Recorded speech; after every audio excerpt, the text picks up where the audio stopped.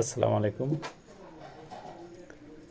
আমাদের অলরেডি নবম অধ্যায় পর্যন্ত শেষ, এখন দশম অধ্যায়টাই আলোচনা হলো সরকারি কর্মচারী কর্তৃক আইনানুগ কর্তৃত্ব অবমাননা সম্পর্কিত।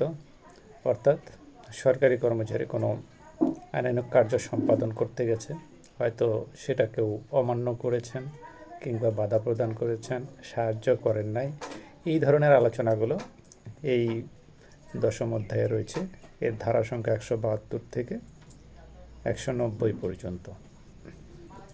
এখানে প্যানেল কোডের 172 ধারাতে বলা আছে যে যদি কোনো ব্যক্তি সমন বা অন্য কোনো আদেশ এড়িয়ে চলার জন্য আপনি আত্মগোপন করলেন, তাহলে আপনার শাস্তিটা এই 172 ধারাতে হবে, যার পরিমাণ হবে 1 মাস কারাদণ্ড।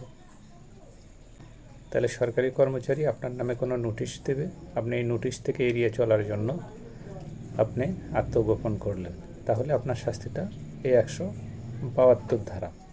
আবার দেখা গেল কোনো সরকারি কর্মচারী কোনো সমন বা অন্য কোনো আদেশ জারির জন্য গেছে, আপনি সেখানে বাধা প্রদান করলেন, তাহলে আপনার শাস্তিটা হয়ে যাবে 173 ধারাতে।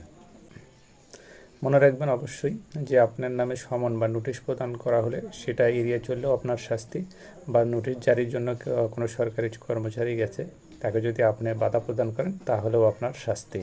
দাওয়াতে অবশ্যই কোনো নোটিশ জারি হলে আপনি সেটা সমাধান করার জন্য অবশ্যই সরকারি কর্মচারীর সাথে আলোচনা করবেন, নয়তো আপনি যেদিকেই যান আইনের ফেক থেকে বের হতে পারবেন না।